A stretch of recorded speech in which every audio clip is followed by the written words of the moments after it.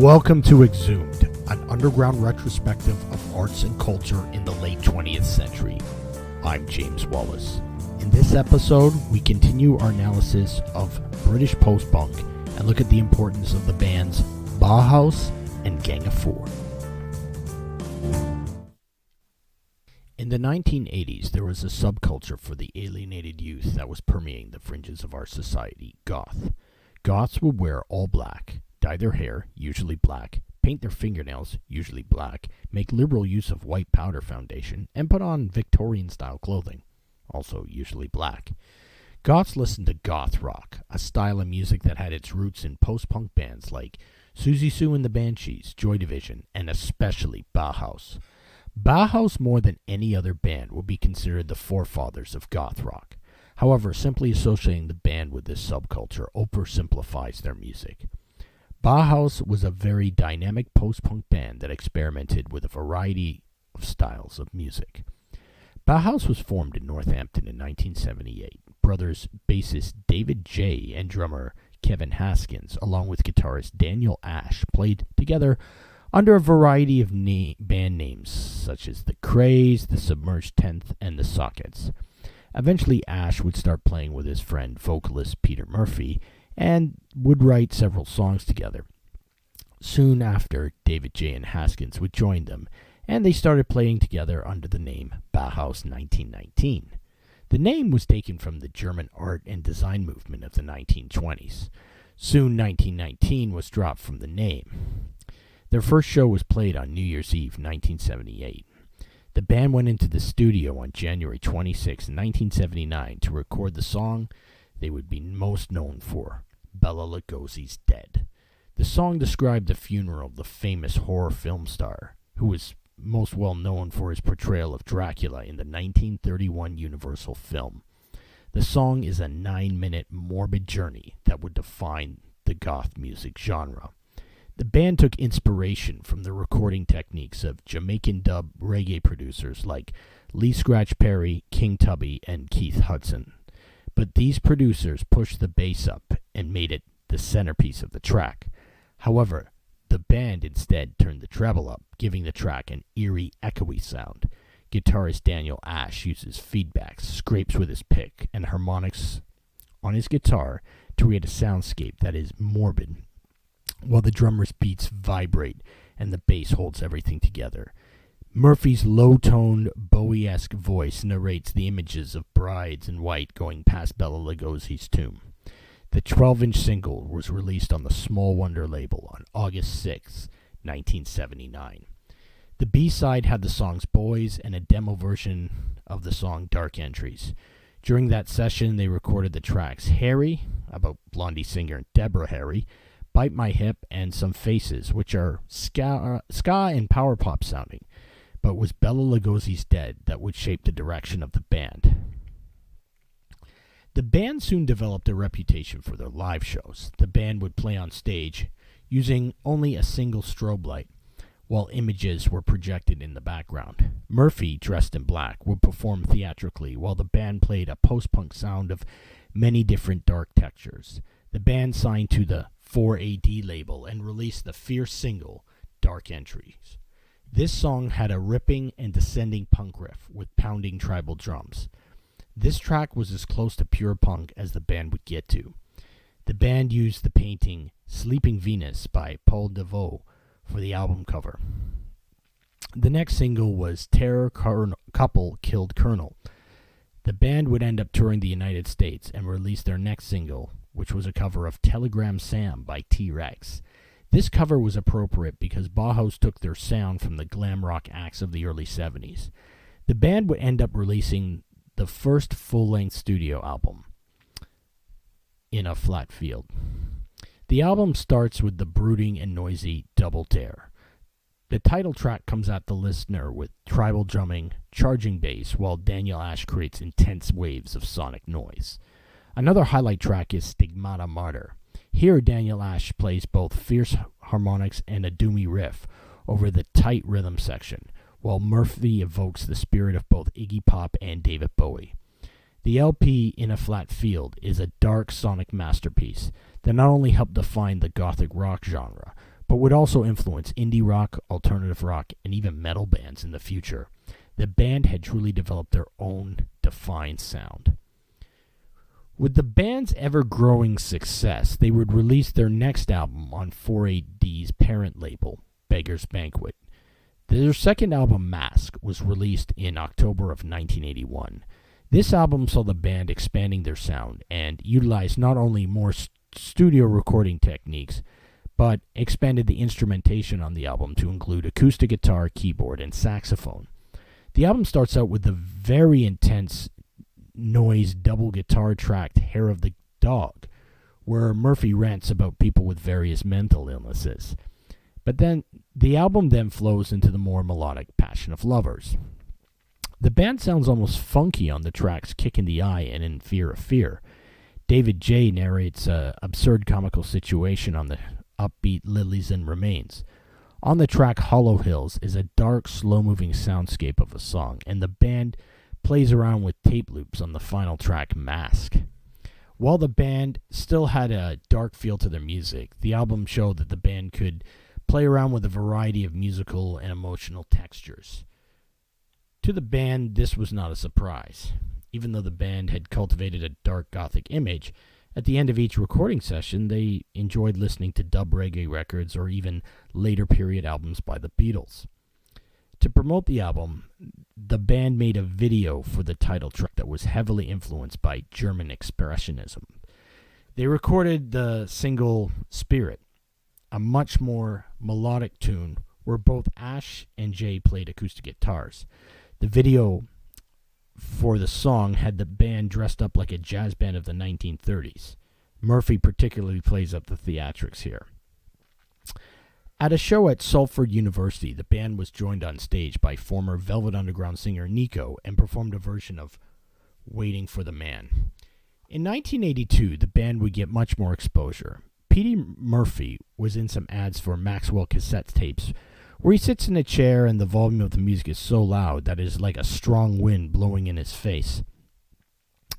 They also recorded a single and a video for their cover of the iconic David Bowie song, Ziggy Stardust. The song got to number 15 on the British charts and earned them an appearance on the Top of the Pops. Finally, the band made an appearance in the Tony Scott vampire film The Hunger, starring Catherine Deneuve, Susan Sarandon, and David Bowie. The band plays Bela Lugosi's Dead behind a cage, mixed in with shots of Deneuve and Bowie looking for the victims in the opening credits. Most of the camera framing was focused on Murphy, which fueled feelings of resentment among the other band members. During this year, the band also released their third album, The Sky's Gone Out. The album continued in the experimental direction of the previous album. It starts out with a very upbeat version of the Brian Eno song, Third Uncle. Daniel Ash plays a lot of acoustic guitars on this album, and his playing is highlighted well on the epic, haunting track, Silent Hedges, as well as the ballad, All We Ever Wanted. The band play a typical complex dirge on In the Night. The somber soundtrack like Three Shadows is a 9 minutes in length and is divided into 3 parts. The band used experimental soundscapes on Swing the Heartache, and the album closes with Exquisite Corpse. That song starts out with some light yet noisy guitar playing before evolving into a piano-driven cabaret song, then going into acoustic, then electric guitars before switching into a dub reggae song at the 3-minute 29-second mark. The track highlights the range of music the band could play. The first 30,000 copies of the album also came with a free live album, Press the Eject and Give Me the Tape. Bauhaus had booked a bunch of studio time in early 1983, but Murphy got a severe case of viral pneumonia.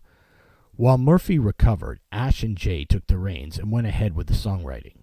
David J. did the lead vocals on Who Killed Mr. Moonlight, while Ash sang on Slice of Life. When Murphy returned, he ended up only providing vocals on 4 tracks on the album, which was called Burning from the Inside, including the hit track She's in Parties. The album had a wide range of sounds and foreshadowed the sound that Ash and Jay were pursuing their band Love and Rockets. One of the highlight tracks is the Eastern European folk-inspired King Volcano. But the writing was on the wall in terms of the band's future direction. On July 5th, 1983, the band played their last show at London's Hammersmith Palace. Ash would play in Tones on Tail before joining Jay and Haskins in the very successful Love and Rockets, named after the comic book of the same name by the Hernandez brothers. Murphy would play in the band Dali's Car before starting a successful solo career. He ended up converting to Sufi Islam and moved to Istanbul, Turkey. Bauhaus would reform and tour in 1998 and would even release the album Go Away White in 2008. Bauhaus would not only influence goth bands like Sisters of Mercy, but bands like Ministry, Soundgarden, Jane's Addiction, Big Black, and the Flaming Lips. They created a unique musical vision that has aged very well. One post-punk band that would have a massive influence on bands decade after their existence was Leeds' Gang of Four. Guitarist Andy Gill and vocalist John King had been friends as teenagers and started playing together at Leeds University in 1976. They were soon joined by drummer Hugo Burnman and bassist Dave Allen. While this was the time of punk rock, when the band actually started jamming together, something very unique started to emerge. Burnham and Allen played rhythms in the style of funk acts like Parliament Funkadelic or James Brown, while Gill played staccato guitar lines mixed with ample feedback. King, on the other hand, would sing lyrics describing situations on how the lives of working people are affected by society, economics, and politics. The band were part of a musical scene that included bands like the Mekongs and Delta 5. In fact, it was the Mekongs' Andy Corrigan who suggested the name Gang of Four, who were in fact a notorious faction of the Chinese Communist Party. The band began playing live together in 1977. In June 1978, they recorded 3 songs for their first 7-inch, Damaged Goods, Love Like Anthrax, and Armalite Rifle. Damaged Goods has King ranting about a man trying to distinguish between love and lust, while the band plays a kind of cold-style funk. Armalite Rifle makes a direct political commentary, as the lyrics describe all kinds of things that an Armalite rifle can do. Anthrax has Gill playing sheets of guitar feedback as a slow-plodding rhythm section creates a funky beat. Critics started to refer to the band as punk funk, a label they really couldn't stand. What was interesting is the lyrics and the artwork of the band were influenced by the Situationist International movement. In 1979, the band released their debut album, Entertainment. Versions of Damaged Goods and Anthrax were on the album. Other highlight tracks include the terse rhythmic Ether, the groovy Not Great Men, and the charging At Home He Feels Like a Tourist. The latter song got them invited to play on BBC's Top of the Pops, but they walked off because they refused to change the lyrical reference to condoms. The song was also banned by the BBC Radio as well. Entertainment rose to 45 on the UK charts, and the band toured extensively in the UK, Europe, and North America. The band followed up with the Yellow Pea EP in 1980, and then with their second album, Solid Gold, in 1981. The album had a more darker and contemplative feel than Entertainment. Highlights include Paralyze, which narrates the reality that unemployment has on a person's pride, the hypnotic What We All Want, the satirical Cheeseburger, and the noisy, sparse, guitar-driven He'd Send in the Army. The EP, Another Day, Another Dollar, was released in 1982, which featured 2 live tracks and the intense funk of To Hell with Poverty. Soon, Dave Allen left to start Shriekback. Sarah Lee from Robert Fripp's League of Extraordinary Gentlemen joined on bass, and helped take the band in a more commercial direction for 1982's Songs of the Free. The album has a cleaner production that was more in line with the new wave bands of the time, rather than with the sparse sounds found on the first 2 albums. It did produce the highly successful dance floor hit and their most famous song, I Love a Man in Uniform, which actually ended up being banned by the BBC because of the UK's involvement in the Falklands War. While the band were beginning to gain a greater audience in the USA, tensions were beginning to build up in the band. Burnham left in 1983 and a drum machine replaced him for 1983's Hard. This album was very commercial sounding and was hated by a lot of the fans of the first two albums. The band broke up in 1984.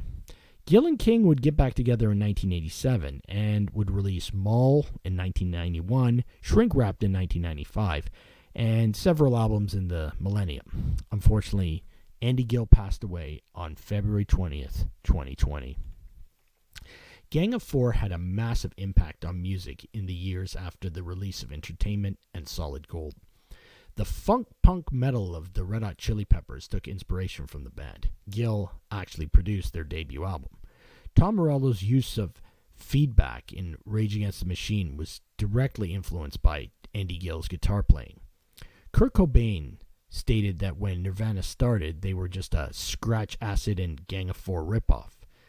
Entertainment ranked on 13 on Cobain's favorite 50 albums of all time.